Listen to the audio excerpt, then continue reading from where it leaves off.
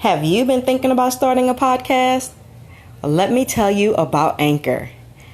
Anchor is totally free and it is very easy. In addition to it being easy, they provide the tools so you don't have to look anywhere else.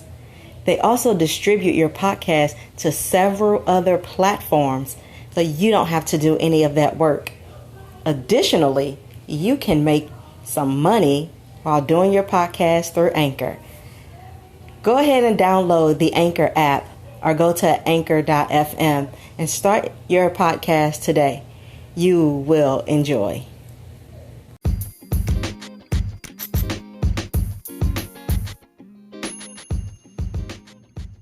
Hello, couples, and welcome back to another episode of Keeping Your Marriage Hot and Holy with your love coach, Chara Taylor. So I wanted to just stop by just for a brief few moments to talk about the undefiled bed. Yes, I want to talk about the undefiled bed for us married Christians who follow Jesus, okay? There's so much talk about what you can do and what you can't do in the bed, and people want to know about the scripture that says the marriage bed is undefiled. And so I want to just talk about just what that word means, just briefly, so this will not be long at all. So listen, undefiled is the same as the absence of sin. I think we could just stop right there if we really wanted to. We could just stop right there. To know that the marriage bed is undefiled means that the marriage bed, it is without sin. Gives us the freedom to do the things that we want to do. It gives us some freedoms to have fun. Yes, it does come with some parameters, but for the most part, it is the absence of sin. Okay, that means that our bedroom lifestyle, our sex life when we are married does not need to be boring. It does not need to be mundane. It does not need to be a routine. We can spice it up and we can have a lot more fun. Okay, I believe that in a lot of marriages, many marriages, one of the key components that is missing is the element of fun. The element of fun is missing from the entire marriage, but more importantly in the bedroom. And let me just be honest and real with you. When the bedroom life when it sucks, when there's no fire, when there's no spark, then the rest of the marriage is going to be, for a lack of better words, the rest of the marriage is going to suffer as well. Okay, you're going to find yourselves with attitudes. You're going to find yourselves not disconnected mentally, emotionally, and along with even spiritually. Okay, I'm not saying that sex is the answer. No, I'm not saying that at all. But if your sex life is messed up, I can guarantee you that you are disgruntled and you are frustrated. Okay, real talk. So back to us being, to our beds being undefiled. So for the activities, we have to remain within certain constructs within our biblical mandate. Okay, the biblical mandate mandates that we don't have sex with our relatives and we don't have sex with the same gender. So, oops, sorry, that does mean that you cannot have threesomes. Okay, so if that's on your list of things, then that one would bring sin to your bed. Then that would defile your bed. But so you can't have, same sex or same gender sex and you can't have sex like with animals. But that doesn't mean you can't have sex like animals. That's one of my favorite sayings of all times is God said I can't have sex with the animals. And I promise you, I don't want to. But they can get in some pretty unique positions, and watching how these animals mate pops off light bulbs in my head. I wonder if my body can fit into that. How can I get my body to flex like this? And so we can have sex like animals. That would bring some life to your bed. Your bed is not defiled. There is the absence of sin. If you get into different positions, you do not have to have the same position. And we have to get away from the mindset. There's been, from down through the years, it's been taught that sex is primarily meant for procreation. And that means that it's so that you can have children. Okay, yes, the Bible tells us to be fruitful and to multiply. Absolutely. But what happens when you get past those childbearing ages? When neither of your bodies is still reproducing, or you don't want to reproduce anymore, but your needs are not met. You still have sexual needs that need to be met. So no, sex is not only, and it's not primarily for procreation. Yep, we want our legacy to stay on and continue on down through the years, generation after generation. So yep, we want to have sex, we want to have children. Okay, but if you can't have children, because I was in that position for many, many years, and I'm still in that current position where my body does not reproduce. So what? Does that mean I'm supposed to not have sex? Absolutely not. That means I get to have fun practicing.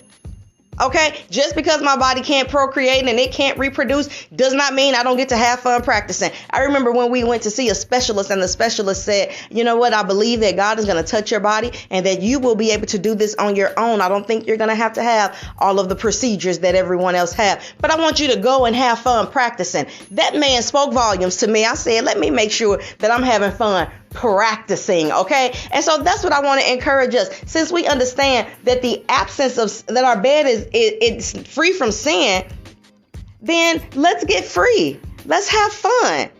You are free to make it fun. You're free to make it exciting. You're free to make it do and be what you want it to do and be. That does include, you can add you some supplements. You can add you some extra fun. You can add you some clitoral stimulators. You can add couples toy rings or C-rings that couples can play with together. You can add it up. You know, it's just not about putting on some lingerie. Okay, yep. Then that means that one side of the marriage is happy. The husband is happy because he gets to see. But what about the wife? Women, we want to be happy and have fun too. Have him to put on him some sexy something and have him to do a strip dance. Y'all can role play. There's so many different things that's allowable for us when it comes to sex as Christians who follow Jesus. As long as we remember the parameters of not being intimate and having sex with the same gender, with relatives, with animals.